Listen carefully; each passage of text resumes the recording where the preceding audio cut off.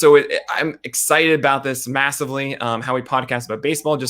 We've been doing a lot of these today about talking about how to get into the industry. We had this morning about becoming a baseball writer, and before that, Walsh talking about your independent sports brand. Of course, what better way to bring in Scott Bogman, not Steve Bogman.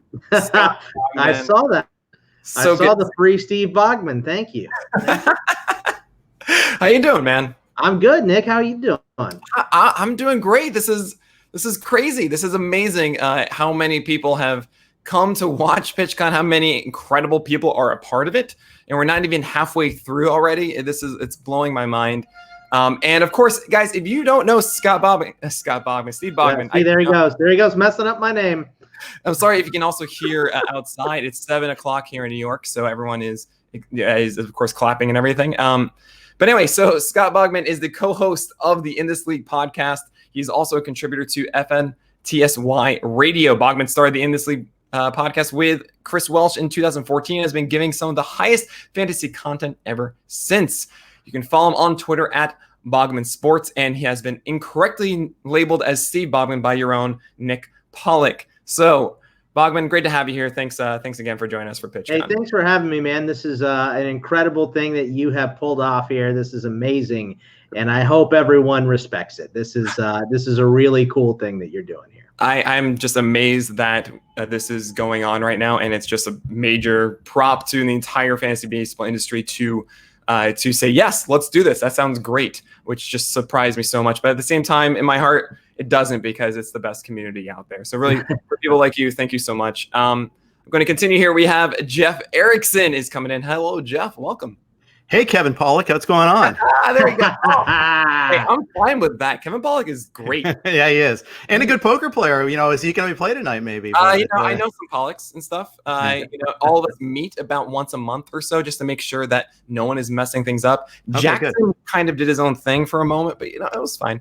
Sure. I told AJ to heal, but he didn't really do that. Anyway, you guys don't know Jeff Erickson. He is a senior editor and co-founder of RotoWire, as well as the co-host of the RotoWire Fantasy Sports Today on Sirius XM. He's a two-time Baseball Writer of the Year award winner and Tout Wars champion. You can find him on Twitter at Jeff_Erickson. Jeff, such an honor having you here. Thank you for coming. My pleasure. I appreciate you going way far back in my resume to bring up something pretty good there too. It's been a while, but I am excited to do this. You guys are doing awesome stuff, and podcasts are great. This community is amazing, and I feel like in the last 5 years, it's really exploded. And I'm happy we can give back a little bit here, maybe, and get some other people on the way, because there are just so many awesome podcasts. You saw that podcast contest out there that Baseball Pods ran, and congratulations to you guys for that. But, just getting exposed to so many different good podcasts out there, and you realize, oh God, I'm not even listening close to enough right now. Well, I'm just going to tell you right now that if we had faced either one of you, I'd have no doubt that we would not have won that. I don't know how that happened, but thank you for all that. And all right, great. And we have our third person, so I can squirm out of that. It is KC Bubba. Widely considered to be the voice of the fantasy industry, KC Bubba is the host of the ever-popular Benched with Bubba. He's also the co-host of the Always Press DFS podcast and the 2-Point Conversion DFS podcast as well. You can find him on Twitter at BDentric. No, BDentric is probably the way to pronounce that. Just going to say that. What is happening? Thanks for coming on, KC Bubba. Well, thanks for having me. I'm an idiot. I was using the times for Western time, Pacific time, not Eastern times. I was in the wrong StreamYard. So welcome to podcasting world we live in now. I'm here. I found it. I was wondering why I was sitting there hearing echoes and stuff. And yeah, here we are. Thanks for having me. Oh man. So I'm going to let you guys do your thing. I am going to mention first that I really need to step up my background game. You guys clearly have it so much better. I got to figure this out. I mean, the mix that Jeff Erickson has of just dignified and just oh yeah, by the way, also RotoWire here. A big ass banner. Yeah. Hey, just and of course, KC and Bogman with just the stylistic, these are important things, and that's all that matters. And in me, I'm I don't know, I got a scarf over there. Get some books and stuff. No scarf needed in Arizona. It's 108 today. Oh man. Wow. Well, anyway, stay inside anyway, of course. But I'm going to let you guys have it. Thanks so much for being a part of this, and I'll let you take it away. All right. Since I'm the oldest guy here, I get to be the moderator and ask you guys questions, especially because I think you guys have huge following. So I kind of want to dig into this a little bit. Let's start with Bogman here.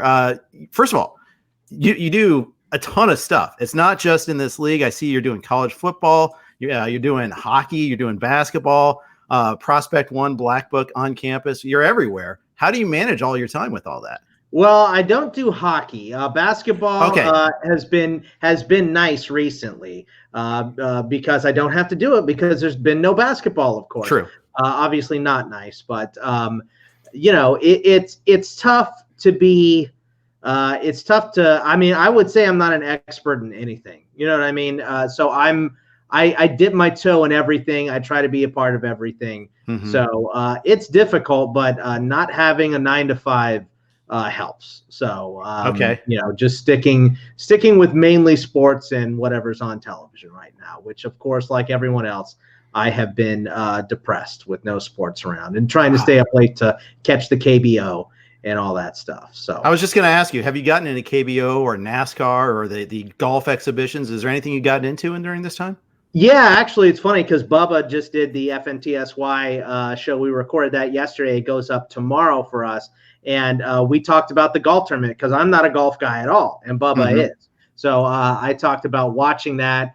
I watched a little bit of NASCAR, but the cars go left, and that's about it. So there was nothing changing in NASCAR, but with the golf tournament and everybody being mic'd up and all that stuff, that was a lot of fun to watch. So. Yeah, it is. I rekindled a little love for NASCAR. I grew up in Indy, so I had to follow racing a little bit there. And when NASCAR went to Indy, that's when I started paying attention. I was a Jeff Gordon fan because he was from Indiana, things like that. But bandwidth narrowed, and I had to get rid of that for a while. But now, okay, I'll watch for a little bit. How about you, Bubba? I know you're a golf guy. What else?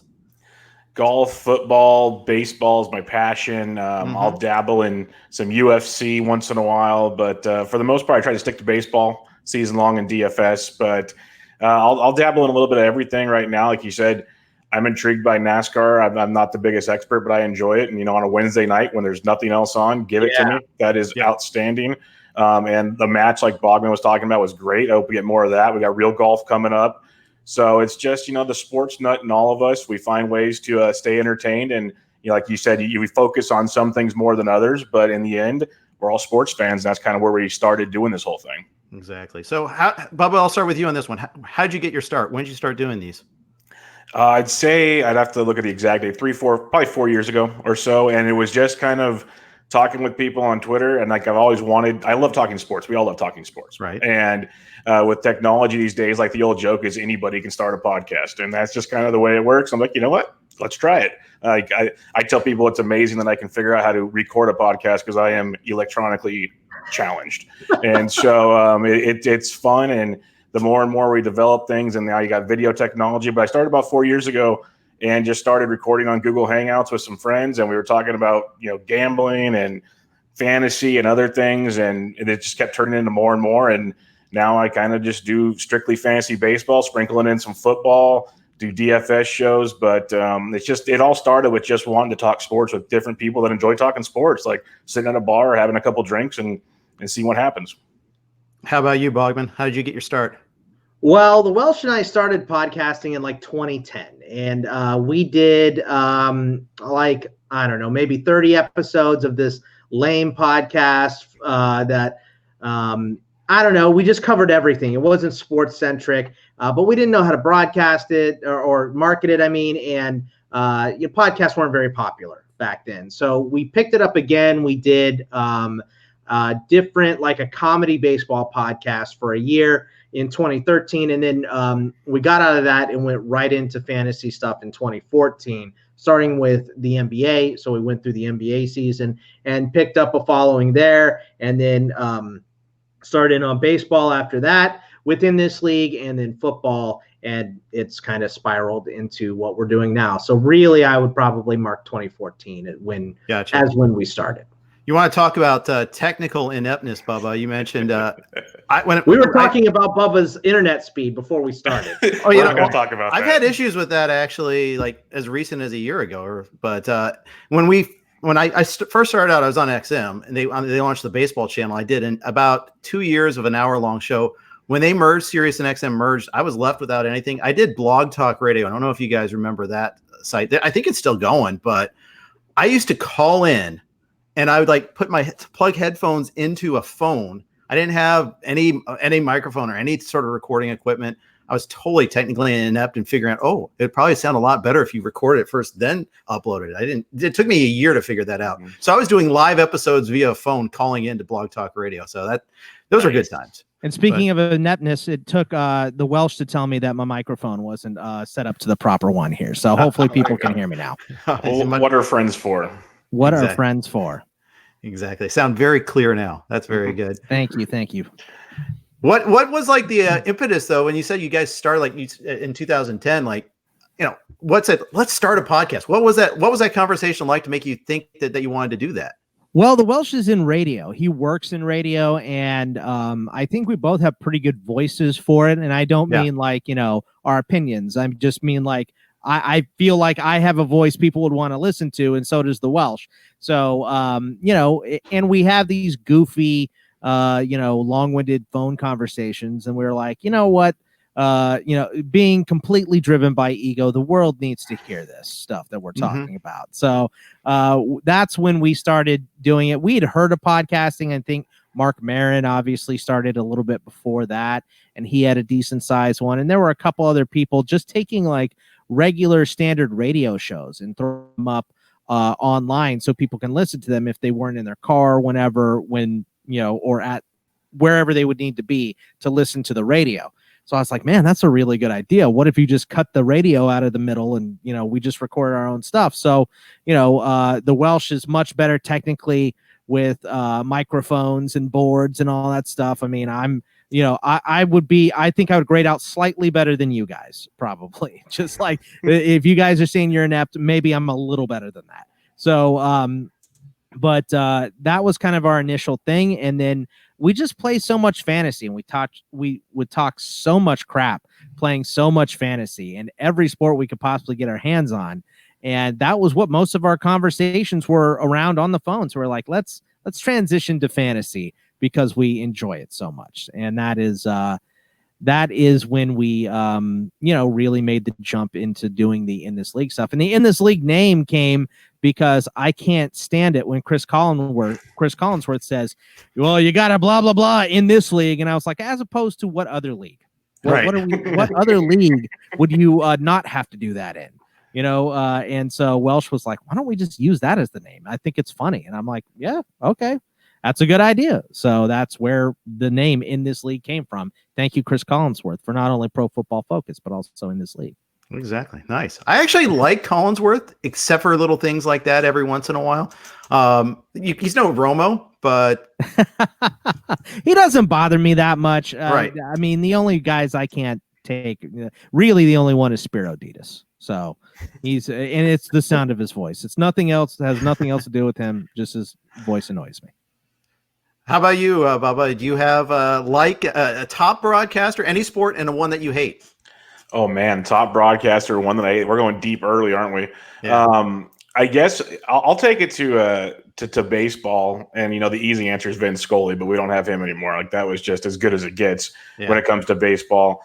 But talk KBO now. Like Boog Shambi is starting to really grow on me. Like just his personality, his laid back nature. He's an absolute blast, and that's kind of like if people listen to my show and other shows. One thing you will learn real quick is it's very relaxed and sarcastic and nonchalant. We're not, suit and tie in this thing. And that's kind of what Boog brings to the booth. You listen to other channels and other games, and we're all biased because we love our locals. Like I know, Jeff, you like the Reds broadcast probably. Like I got my Giants guys I love, so on and so forth. But I like the way Boog does it on a national level, which is hard to do to please people nationally. I'm a big Pat McAfee fan, but that could be a whole other podcast for another show because he's never gonna get a big time show, but he's great. For dislike, oh man, that's really picking at it. But I really can't stand list all the people you hate. please. Yeah, Bogman started doing a segment on the radio show of how can we watch Bubba get tilted. So we're not going to go down that route today. That's awesome. Why don't you talk politics on Twitter while we're doing this? That would work, right? Yeah. Let's just watch I hear this that whole works thing well implode. Yeah, it works out great. Works great. Having a personality is a really tough thing, apparently. Yeah. It's funny. Is it a bad thing when the team you love has the announcer you hate the most? I think Tom Brenneman drives me up a wall. I can't stand him. We had Brenneman in Arizona for a little bit. Yes, you did. Yes, you did. Yeah, I never minded Brenneman. I mean, he sounds more like a character than he does a broadcaster sometimes, because he has to end his sentences like this every time. You know, I like the radio guys. The radio guys have always been better to me. You know, I had a job for a while where, you know, I was working at night, so I would have, you know, like an earpiece listening to the game more often than I was watching the game. So like listening to Greg Schulte has always been a great time for me. So and they describe it better. You know what I mean? They have to. They have to. They have to set the stage. They have to paint the picture. Right. Exactly. So they're just better at calling a game, in my opinion. And I always love it when, you know, hopefully it's not for a bad reason, but like when Bob Brenly would take a break and then Schulte would pop over to the TV side. I just thought that was fantastic too. So the radio guys always got me, but I'm probably going to look like an okay boomer pretty soon after that. Yeah, well, I'm advanced there, so I got you there. But you know, I grew up listening to Marty Brenneman and Joe Nuxall in Indianapolis when they that signal from WLW in Cincinnati, 700 Cincinnati, would carry pretty clearly into Indy, and so I was a big Red Machine fan and all that. I loved Marty. Didn't like Tom so much. Wasn't News Radio? Wasn't that supposed to be in Cincinnati? That show? That might have been New York. No, WKRP is what. Yeah. Okay.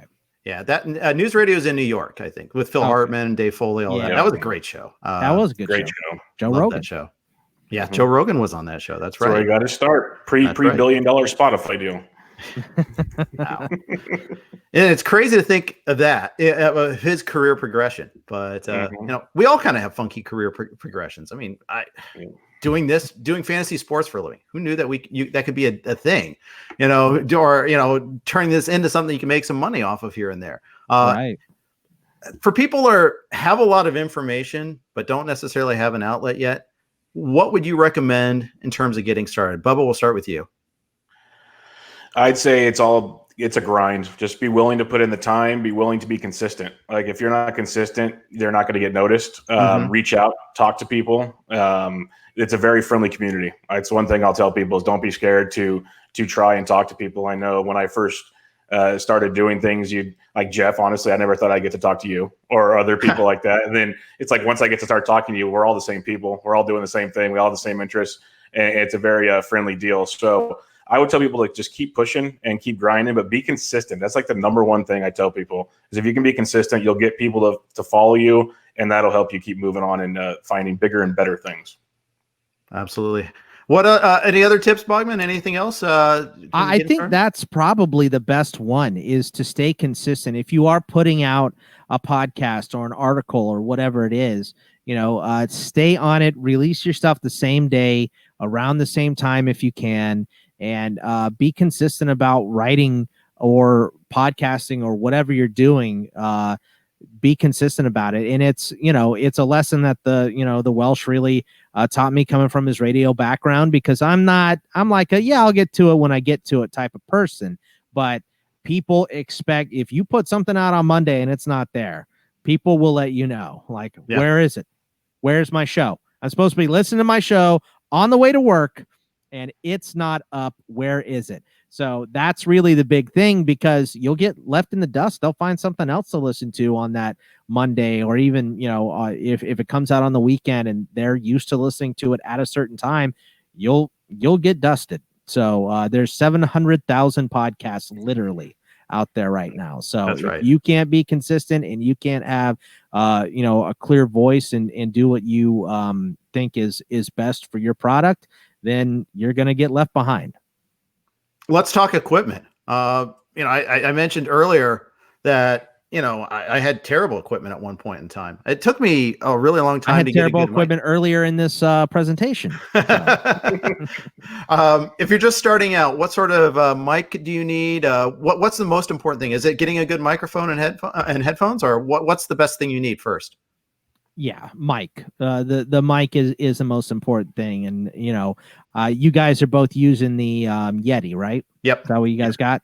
So yeah, and that's I have had a Yeti for a long time too. So that's kind of, to me, your minimum is you got to have a Yeti. Blue Snowball will work, but I had one of those for a while, and it picks up, because I live in Arizona, so my air conditioning is never not running. So the Blue Snowball will pick up my AC a lot. So that one's okay, but I think the Yeti is pretty strong for starting your podcast, and it's pretty much an industry standard at this point. So that's what you would want to start with. And yeah, you got to have headphones, because if you get the kickback and the echo, the easiest way to turn someone off of your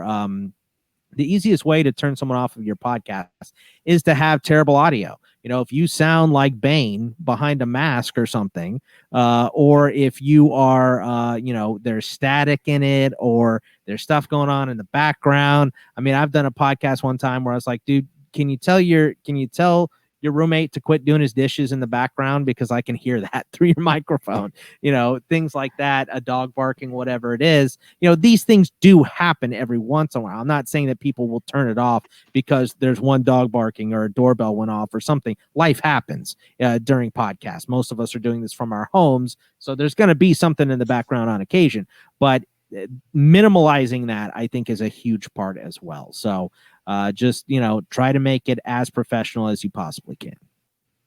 Absolutely. Connection wise is a big thing too. You alluded to that earlier, Bubba, and I had a problem with that. I didn't even realize I had a problem with that at one point. I had one provider that I was very happy with, Verizon.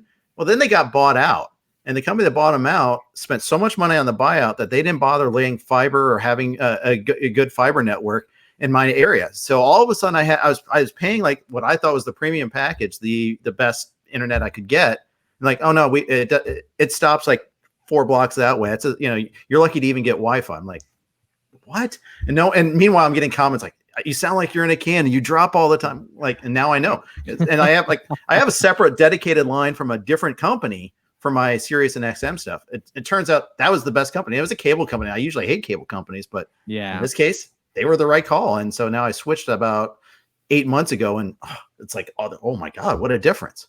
Yeah. And that makes a huge difference. And I know Bubba's going to be upgrading per the conversation we had earlier today, of course, but I had just on my old laptop, I just got this one like 3 weeks ago, and my old one, my internet was fine, but it wasn't like, I would occasionally slow down, and it would be like, all right, let me reset my modem before we start here so I can get my timing and all that stuff. So sometimes it's just what computer, if you're using an old computer, I couldn't hardwire. I had this weird static IP thing, so I had to use the Wi-Fi, but I was paying through the nose for my cable.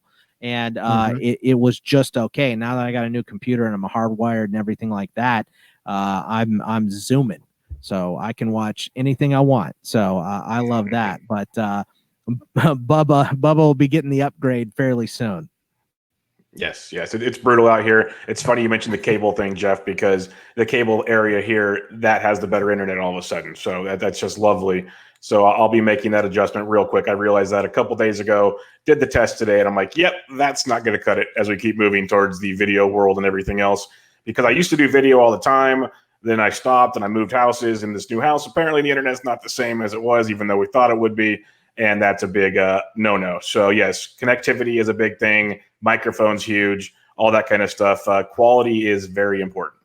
And someone asked in the chat here, why do I sometimes hear an echo? And I mean, there's many reasons why you hear an echo. Yeah, a lot of the times it's because someone doesn't have headphones on. So you're hearing the person talk and then it come back through the speakers or the microphone from another person. Another reason, and I had this the other day, apparently I'm going deaf or something because I had my headphone volume up too much, and I'm Mike Rainberg up on this microphone here, right into the face of it, and it was coming through my headphones to my mic because I just had the volume up too loud, so I had to turn it down a little bit. So if you guys want to hear bad quality, go listen to some of my first Bench with Bubba's. I literally it was on Google Hangouts. I had the camera from the computer, I had the microphone through the computer, and none of my guests or myself ever wore headphones. So that was high quality stuff.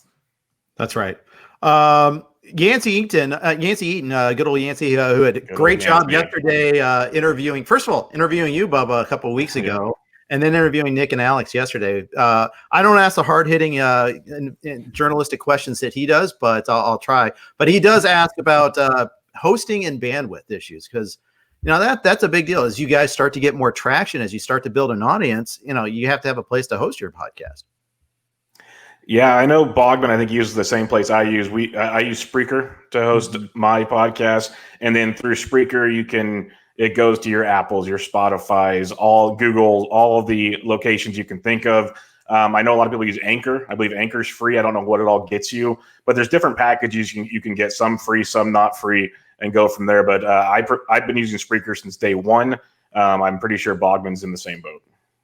Yeah, Spreaker is what we use. Before that, we use SoundCloud.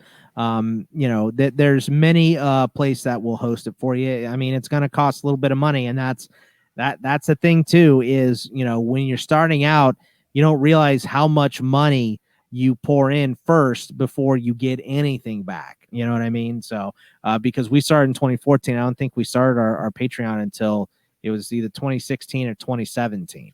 And, I'm still doing Postmates on occasion. So it's not like the money is rolling in for me here, but, it's going to cost you some money. You got to buy the right equipment. You got to have good enough internet, and you're going to have to pay to post your podcast most places. And that's, I think, the money and the consistency is what kills podcasts quicker than anything. Is people don't realize, man, I got to do this every single week. I got to have stuff ready to go. I have to have a sheet. I got to have a plan, and I got to pay for this, and I'm not going to make any money from it for a while. That's why, a lot of podcasts go the way of the dodo. Yeah, absolutely. We use Megaphone as our hosting site, and then we've got a number of different podcasts, number of different people, so that helps. Plus, ad sales people and all that. But Patreon is a huge deal. I mean, how hard is it to get hooked up with Patreon? Well, Patreon is. It's a fickle mistress because you have to offer a bunch of stuff. I mean, we've had people way more successful than us try to take on Patreon, and it just doesn't work for them. Mm-hmm. For whatever reason, they can't put the stuff that they want. You really have to engage with your audience on Patreon. You have to be there every single day to answer questions and to just provide content and put as much as you possibly can into making your Patreon. The Welsh and I do bonus shows. I do extra live streams. Our buddy Marty mentioned I do social distancing with Bogman twice a week now. I do Thursday Night Football where we'll all watch, because the Thursday Night Football game is usually the worst of the week. So I'm like, why don't we just play bingo or hang out or something during this terrible game? So while it's on, I'll be doing a stream with people on our Patreon. And you really have to treat it like it's your job. Treat it like it's your 9 to 5, and got to tend that garden to make it grow. Bubba, how are you hooked up on Patreon as well, or what's your monetizing vehicle? Right now, sadly, it's a labor of love. I do some ad reads and stuff along those lines. I do work for Rotoballer on the side to helps take care of a few things there. But for the podcast front, it is not the biggest monetizing venture out there in the world. Someday I'll get something special. But right now, it all started with me just wanting to talk sports, and it's there, and we just keep moving it along that direction right now. Yeah, and it's sometimes, and it's funny. It's like ebbs and flows. I got to imagine right now, for instance, it's kind of hard. I mean, I'm doing some really embarrassing reads right now, but that's okay. I think you're doing a great job at them too, by the way. I think you're doing a great job, Jeff. Thank you very much. Hey, it happens. Let's talk planning. how intricate is your planning? Do you do a full outline? Do you write out questions? Do you share them with your guests? And what sort of planning do you go about? Let's go, Scott. You start us first. Yeah, so a lot of planning. That's my main job. That's probably what I work the most on is planning and editing. And people don't think about that too. So, I make out a sheet. If we have a guest on, I try to send them questions at least the morning of the show to get, so they can look through and see if anything is squirrely or if they don't want to answer a question or they don't have an answer to a question or whatever. I like to get it to them at least the morning of the show.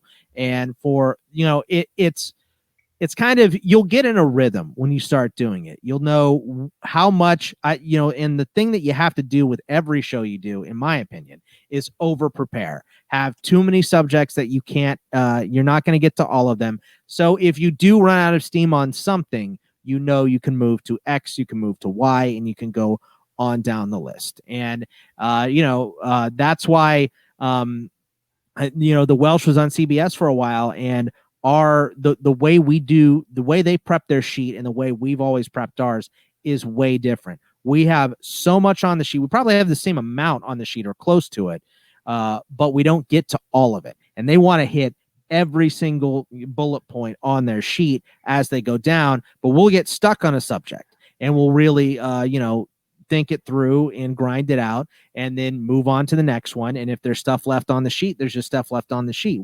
We can talk about it if it's important enough on the next show, or it's going to go by the wayside. But we try to make it entertaining, of course, and we try to get the subjects that most people are going to want to hear about, in our opinion, on our sheet. So it's a lot goes into it. I mean, and you got to hit different sources. I mean, obviously there's some great aggregators in RotoWire, RotoWorld, places like that where you can get your bullet points. But if you want to go a little deeper, I mean, Sarah just did the presentation on how to do your research. You're climbing into Baseball Reference and Fangraphs and spreadsheets and stuff like that. So a lot goes into it depending on what show you're doing and what points you're wanting to provide to your audience that week.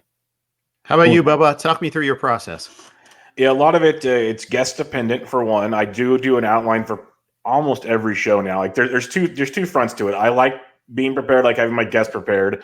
But then Joe Pisapia told me one time, and he's a very wise man, and he said, for people like us that do this pretty much every day, all the time, if you can't just like get a random phone call to come on a show and talk about any subject in that sport, should we really be covering it? And there's like two angles to that conversation.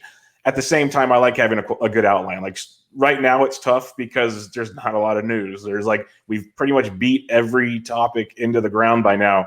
So I've been kind of leaving them. I give kind of bullet points, but I'm like, we're just gonna have an open discussion and see where it takes us. And some of those have been the better shows I've had in a long time because just, not having to focus on X, Y, and Z, you can kind of just have some fun and talk about it. Otherwise, like in season and whatnot, I try to focus on certain articles. I try to focus on certain players, and we're going to hit these notes, like you said. And if you miss a few, you miss a few. But I try to make a point to have an outline. I take notes while the guest is talking. And if it takes us a different direction, I'm all for it. But I always have my outline right next to me on the table, and I'll be writing stuff down. I had to clean out a drawer the other day, which had almost every outline I've ever had. So now it's in a filing cabinet across the room. Yeah, autograph them and sell them on eBay, Bubba. There's how I'm monetizing the podcast now. There you Patreon go. for that. Absolutely. Yeah, but it's little things like that. It's I do try to have an outline. I try to do it more so for the guest than for me because sometimes I get a lot of first timers on my show. And first timers are nervous. You know how it was when you're on a show. That show sheet helps them at least kind of have a direction to go. Veterans, you can kind of bob and weave with anything. I still get nervous when it's someone I haven't spoken with for the first. That's true too. Time you do that. I mean, I've been doing this forever, and I still get nervous every once in a while. I'm notorious for my lack of outlining. Maybe it's because my lack of outlining. I have general outlines, depending on the guest. I had. Back in the day, I had one guest that got mad at me because I didn't give him every single question ahead of time. And that's just not how I am. I mean, I like to have that flexibility to kind of zig and zag. Now, yeah, sometimes I forget about a question I wanted to ask, but, I like a little bit of bandwidth. And I work with Chris lists all the time, right? On the same show every day. And we don't like pre-formatted segments that much. There's certain ones we do, guess the lines and all that sort of stuff, chances to win, the dumbest segment, but that's the most popular segment in the history of fantasy. I don't know. It's really crazy how it's those two things. That Jeff, you're the waiter. I'm afraid is going to screw up my order. Like, you're the guy that wouldn't write it down. Like, I'm going right over the machine right after you tell me. I'm going to punch it right in. And I'm like, this guy, I told him no tomatoes. I know he's going to put tomatoes on there because he wasn't writing it down. And then it comes with no tomatoes. I'm like, oh yeah, it's pretty good. That's when I bring you fish. So it's all good. Exactly. Or the fish, sir. You wanted the soup, right? It's 108. Give me the soup.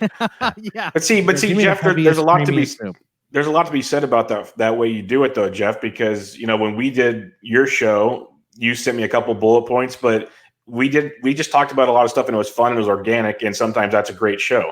And then there's other times, like when we're in season, when you have to hit things. There's a lot of ways to basically what I'm trying to tell the listeners is there's lots of ways to do this. Find what works best for you, because that's what's good about this. That's what's good about having your own shows is the environment of the show, the personality of the show is based on the host of the show. So how you want to run the show is how it's going to be. So make it your baby, make it your toy, and how you want to make it work. Yeah. I think that's a great point. You guys both made another good point. You got to tailor it to your guest a little bit too. Yeah. That's a really good point, because I know, like, if we're having Spore on, that's 4 questions. And that's an hour. If Spore's coming on, it's 4 questions. I know it's going to be about an hour, and that's good enough. And we've learned that, you know what I mean? And some other guests, it's, I know I'm going to get quick answers. So they're going to get 10 to 12 questions. You know what I mean? That's really good. I personally like it when I'm a guest on a show for like 5 questions, because I know we can then go down some rabbit holes. You know what I mean? Most of the time I try not to have a hard out so I can stay as long as I'm needed or wanted. And then they're like, okay, enough, go away. That's the feeling I want on a podcast. So we've had enough of you, Bogman. Shut up, go away. So you guys mentioned how hard it is to come out. It can be to, there's no news right now, like literally no news some days. How hard is it planning content? Because I found, like, in this industry, that there's been a lot of really creative stuff being done. Some of the top stuff. I mean, because you really have to work hard. You really have to plan it out. And you see some of this awesome content generated, but man, you do it 3-4 times a week. That could be a little tough. How are you guys doing that right now? Yeah, I mean, we're trying to do, and I know our buddy Rob Silver calls it lazy, but I think in this time it's actually more appropriate than ever is to get guest questions, because, maybe I'm looking at things that I would want to hear, but people have heard me say it already. It's almost like we're getting 2 prep seasons for baseball this year. So, the Welsh and I have been doing our most popular episodes are our mock drafts, where we do the drops and the beeps and all that stuff. We take them all so seriously, so we get angry when someone snipes us. So I'm putting in drops for those, but listening to your audience and getting questions from them to see what they want to hear, I think has been helpful. But also, like on our streams that we've been doing, Welsh and I've been playing Oregon Trail. You know what I mean? We've been doing Trivial Pursuit some nights on those. So it's been tough, but there's always something to talk about. There's always a big point that you can make. Like right now, unfortunately, it's how, and nobody wants to hear about it, but it's the negotiations between the owners and the union. So that's really been the big point that we've hit this week to talk about in the players' reactions and stuff like that. So, but when you're doing fantasy, there are some people that don't want to hear that stuff at all. They just want to hear some stats. And sometimes we're just not going to be for everybody. Not every show is going to be for every listener, unless that listener is Yancey Eaton. Then you will listen to every single show that is put out about fantasy baseball, of course. So see, Mike Curlin is talking about. I see in the messages we were talking about meth gators on his show when it happened, because I only got the 5 questions from him, so we got to go down some rabbit holes. So that was nice. Yes, no, it is challenging right now, I guess. Like, you guys are doing drafts, and that's a lot of fun stuff. Yeah. Those are good. I did 3 podcasts with Ben Palmer from Pitcher List doing baseball movies, our top 15 each, and they were different because everyone has their own rankings. We did a 1993 draft, or not draft, but like a recap with Brock Ness Monster, myself, and Toby. That flipped crazy. there's different ways to do it. Lately, what I've been doing is I find articles I like, some smart people with creating new talents, and just having them on the show to discuss their new stat they have or whatever, and just trying to see how we can utilize that in the community. Little things along those lines. It's tough right now. In the regular season, you know how it is, guys. Like, you can have a waiver wire show. You can have hey, this guy's on, like, you had a good 3-day run show and talk about, like, there's so many angles you can do it in season. But right now, as we're trying, like, if we get a start date, like you said, it's ramp up too. The next month's going to be chaos trying to review stuff. It's going to be awesome, but it's going to be awesome chaos. And I'm here for it. I want that. But right now, it is a challenge. Definitely a challenge. Absolutely. Do you both of you guys often work with partners? I know Bubba, you go with Toby on Bat Flip a lot. Do you guys prefer being in the host chair or the analyst chair? I'll be honest. It depends, actually, but it really does. Because, like, careful with this. Yes, well, because I'm a guest. I'm a guest, as I call it, on Bogman is a show every Saturday on Sports Grid, and I love it because I can sit back and we just talk, and then I get to walk away and go have dinner with my wife while Bogman's editing or something. So it makes life easy in that respect. But at the same time, like I said from the very beginning, the reason I started Benched with Bubba is because it's a passion, it's a labor of love. So it's like, I want to host it. I want to do it the way I want to do it. I want to drive it the way I want to go. So it kind of, you pick your poison. I love being guests on shows because, like I said, you can just get up and walk away, and it's another hour or whatever talking baseball or talking sports. Like, that's what I love to do. So it's great. But at the same time, having your own little project also, it's really hard to beat that, because no matter how many listeners you have, and be prepared, you won't have many to start with. That's just how it works. It doesn't happen overnight. But no matter how many you have, just when you get the random person saying, hey, great show, or hey, this, that's all you need. That's that simple. So I prefer to host if I had to pick one. For me, I'm pretty versatile. Like, I'm definitely second chair. Welsh leads us when Welsh is on the show. So I'm definitely second chair there. When I'm on the Fantasy Black Book, I'm third chair. I'm behind Chris and Joe. I'm there for a well-timed one-liner. I can be pretty strong. So, but I host college fantasy football shows, NFL draft shows. I'm hosting with Bubba as well. So I can do any of them. I think that I think for most of us, our egos are probably, we want to host. You know what I mean? So we want to be the driver. But I think whatever you do when you're working with another person, the most important thing out of anything is chemistry. As long as you have chemistry, and as long as you have, if you're showing up as a guest or whatever, and I think this is one of the things I do very well, is I can be dropped into whatever and fit in. So I do like that feeling of being able to. I just did Triple Play Fantasy yesterday as a guest, and they just dropped me in, and I hadn't talked to those guys before, and we just connected. We clicked. It was a good show. So I like having that in my bag of skill sets, because I know it's not for everyone to be not hosting or second or third chair. So I can do any of them, and it really doesn't matter to me. What about you, Jeff? You're on all kinds of stuff. I am. I'm overexposed, but I like it. Jeff is the leader. Jeff won't even let anyone else handle the chips at poker for. That's pitch. Of course. So. I bring like 2 boxes of chips now. But no, the thing is, like, I like to hang around and run the poker games. That's for sure. First Pitch Arizona. My God, I love that. This is kind of like you do remember meeting me there now this time, right? Right? Yeah, of course. So, it's a big crowd of people. I'm sorry. I'm old. My memory is fading. See the gray in my beard? I mean, I'm getting there. Oh, God, that's my favorite. But First Pitch is just the amaze. It's such a great time. And you talked about earlier about the industry and how awesome the industry is. I can testify that for hours. I mean, you go back to John Hunt and Ron Chandler and Peter Kreutzer and Alex Patton and Lenny Melnick. All these wonderful people inviting us into the industry. Like when we launched back in 1997 and John Hunt previewed us in Baseball Weekly, all of a sudden, this is great. You guys are doing great. Here's what I would do if you did this. And like, they weren't just like, and we're kind of competing with each other, but it's not Coke and Pepsi. Yeah. It's definitely not that. I mean, that's one thing that's so amazing. Rising tide lifts all boats. Exactly. I used to get so excited. Lauren Michaels, baseball pods. Chris mentioned it. Lauren Michaels was awesome with that. And Todd Zola to this day is still bringing new writers and new podcasters in too. I could go on forever about that, but it is really super awesome about that. Let's go. We got some lightning round questions here. First guest for each of you. Steve Alexander, Dr. A from Roto World, on our basketball pod. And good guy. I was nervous because I'm like, all right, I'm going to send out this email to this guy that's been at Roto World for long enough to where Matthew Berry was his intern. And I don't know if he's going to even return my email. And I said, hey, we're doing an NBA podcast. We're new. Would you be willing to come on this time and date? And he said, yes, I would.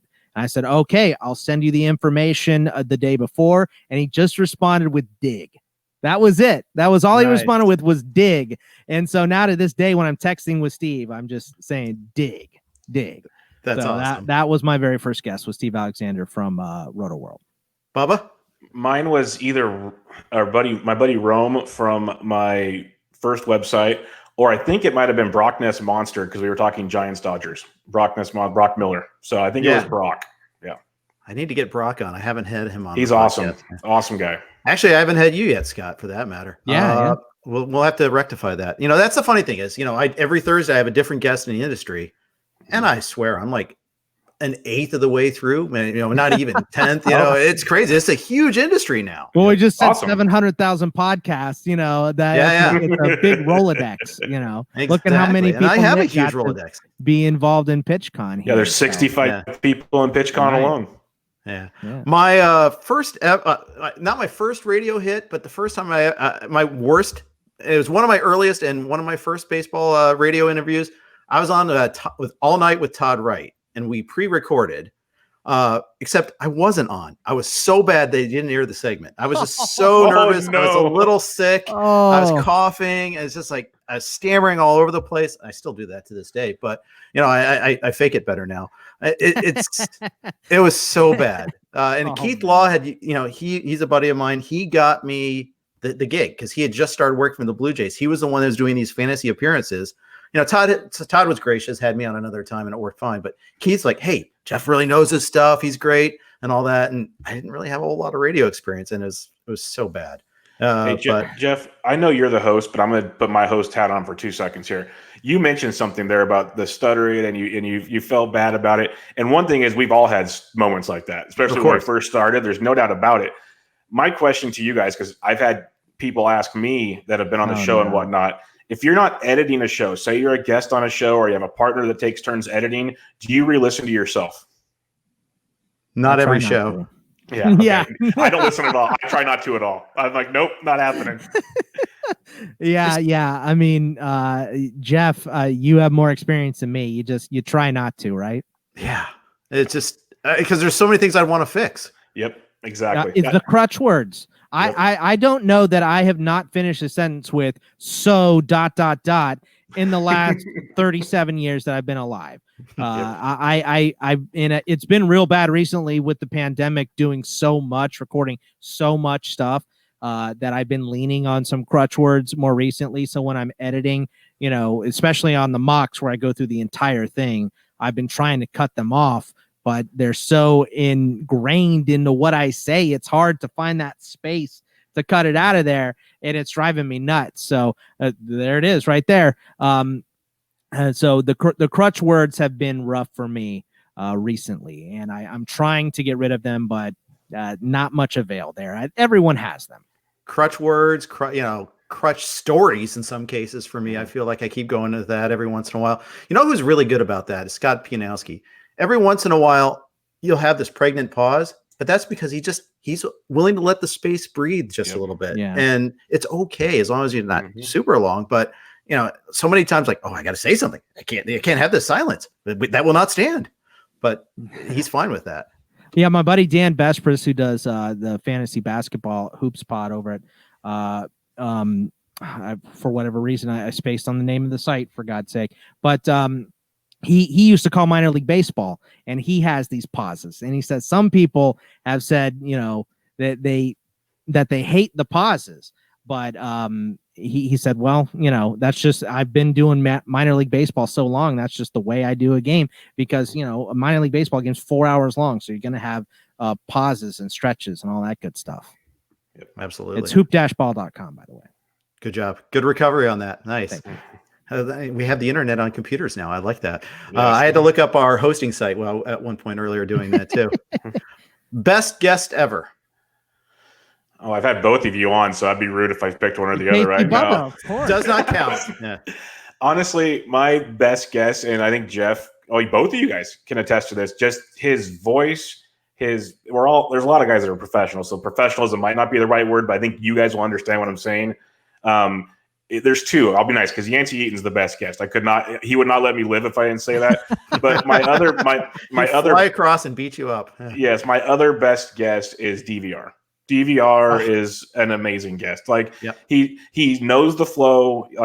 I've never really talked to him much beforehand, so he was one that I was nervous to do, and it was the most easygoing podcast. Just the way he can do it, because he's a pro, and it was awesome. He was a great guest. DVR, and I ask him constantly to read me Goodnight Moon so I can fall asleep with his amazing voice. He hasn't done it so far, but we'll see. Maybe the next time I have him on, I'll ask him again, see if he does it. Spore also, amazing. Spore, he's one of those guys that just clicks with everyone immediately, and he listens to everything too, a lot like our boy Yancey. So he's a really, really strong guest as well. He is. He's fantastic. I'm trying to think of. I had a follow-up question, in my old brain. I forgot it. So we'll move on instead. You didn't. I noticed you didn't mention that. You didn't. Who was your favorite guest? Yeah, you've talked to everybody in the industry. Put us on the spot, and then he didn't answer. Yeah. Right, Bubba? Come on. Exactly. We're both hosts too. We notice these things. Yes, of course. Yeah, you listen to every little detail. Pianowski, Scott Pianowski. Especially because he thoughtful answers. You can talk about any sport and at all, and if he doesn't know it, he at least going to give you some intelligent response to kind of feed into that. We did like a near dynasties draft a couple of weeks ago, and that was my favorite of our daily drafts that we've done so far. It was an excuse just to talk about all these teams and bring back all these memories, and you could hear the passion there and the breadth of information, not just the detail, but widely varying topics. Joe Sheehan's also really fantastic with that too. Love Spore. I mean, just again, it's hard to pick one. It's hard. It's really, really hard to pick one guest, because most guests, it's very rare where we have a guest. I'm like, not having that guy on again ever. Yeah, right. Of course it's happened, but not very often. Are we naming names, or is that for the late night show? Not here. I'm just kidding. That's on the Patreon to find that stuff out. See, that's how you get your Patreon. Good, Jeff. Yeah, exactly. How much exactly is one of my repeat words, by the way. Speaking of that, do you guys do much editing out of things like that? I'll take this quick one. I do a quick edit. I notice I try to get a lot of the ums out when I can. I try to space things a little bit. I don't go hardcore editing, and I'll leave that to Bogman, because I know he spends a lot of time editing. Well, the ones that I edit the most, of course, are mock drafts, because I'm putting in clips, I'm putting in drops, I'm putting in all kinds of quotes and all that stuff. So those always take a long time, and I get a little attitude when it's mock draft season. I'm like, oh yeah, we're doing more mocks. Is that what we're doing now? Okay, great, because it takes 2 hours to record and 4 hours to edit. So it's a full day of doing those mock drafts, but. As far as the ums and all that stuff, we quit doing that a while back. It's just not. I don't do it every show. I don't do it every show. It's just not worth the time. It's too many of them. We did have one guest who said, and it was this loud, gaping mouth, and I went through and edited it. And then this was in the first year that we started, and I counted 183 ums. And I was like, I don't know if people would keep listening to us if we kept all of these ums in here. It was just too much, so I was like, all right. So I went through and took out probably most of them, and there were still some left in there, but I not too much. I will answer the worst guest question, because his station in life is higher than mine, and it was way at the beginning. It was on Sirius and XM. Meatloaf came on. Came on, and maybe it was fantasy sports. Yeah, he's a big fantasy baseball player. Okay. But he just took over the conversation in a kind of a condescending sort of way. He was in a studio in New York, and maybe I wasn't that comfortable in the host chair just yet. It was right after they launched this fantasy sports channel. And it was just awful. It was a train wreck of an interview. I probably did poorly in it. I probably could have done a better job with it now, having a lot more experience, and maybe letting him go a little bit more. And we were just like, oh, this is so bad. And unfortunately, the worst part about this was after the interview, we went to commercial. They're in New York. I'm in my place here in LA. Liz was in his place, like across town. They're like, oh, that was so bad. And they heard it on the other side. Oh. It was like, Good. Guess who's never coming back to our show? Good. I'm glad they heard it. So it was really, really, really horrible, and a little scarred from that one there. But since then, we've done better. Perfect. Meatloaf. That is such a weird answer. You'd just never expect. I just didn't know that he was a big fantasy baseball guy, and apparently also a jerk. Yeah. I don't really like meeting baseball players or celebrities because I'm like, oh, you got a lot of stories for that. Yeah. I'm like, I got my opinion, and that's good enough. I don't need to have it reinforced. I feel like most of the time it can only go down. But sometimes it does go up too. So, but I'm not going out of my way to go meet baseball players or celebrities or anything. Like if they're eating in a restaurant, I'm like, leave them alone. I don't want to talk to them. Right. Because if I say, oh, hey, I'm a big fan, I'm going to look like a jerk. They're eating or whatever. And they probably hear that a million times a day anyway. So hard pass. Give me a player though, that you would like to interview sometime that you haven't yet. Adam Jones. Adam Jones is fantastic. Great tipper too, by the way. And I don't think that there's a subject that Adam Jones wouldn't have a take on. So that's a player that I would really like to interview if I could pick one. Yeah, mine's easy. Mine's Will Clark. It's my, since I was a kid, I love Will Clark. I still love Will Clark. My wife still laughs at me. I'll be at a ball game and he'll be walking around the park and I see him and I'm like a little 2-year-old again. Like that's my guy. I would love to chat with Will Clark. All right, very good. I would love to talk to Mr. Joey Votto here. Oh, nice. Yeah. Nice. I joined Clay and Chris Towers from yesterday saying he's my favorite current player. I'm not afraid to admit that. I think he's super intelligent. I love some of the things he's done. He's got that playful attitude. I've seen his interviews with Brian Kenny. Just super, super smart guy. Works so hard at his craft, yet you can tell he's got a wit to him too. I loved it when he was on MLB Network in the Mountie outfit. Yeah, that was strong. Yeah, he's awesome. It was. And he would be fantastic. We've had some ball players on. We always like to ask, like, okay, who's an up and coming guy on your team that we should pay attention to, or a guy that you've gone against that we should know a little bit more. And sometimes we get some good answers. Josh Hamilton one time told us, he goes, so we asked him, who's this up and coming guy we should be ready for? This is kind of later in his stages, Hamilton's career. He's with Texas. He goes, Brian Meadows. Like, okay. Yeah. And Brian Meadows was older than him, and yeah, it's like, well, okay, Hamilton might have some memory issues and perhaps other issues as of recently. So yeah. Yep, exactly. Hey guys. We're getting parked off the screen after that. No Brian Meadows slander here. How dare you? No, that was amazing. I just got to say, all the stuff the tips you guys were given for new podcasters, I couldn't agree more with so much of it. Bogman, you're talking about how there is an entry and we have to have that expectation of just saying, look, you got to get a good mic, you got to get a hosting service, and you have to put in the right work. That is often the barrier of everybody. But if you have that, I mean, all of you guys have shown it. I mean, you can do this. It's something that we're all very lucky that all three of you are a part of it. We love listening to all your podcasts, and this was a fantastic panel. I absolutely loved it. Thank you guys.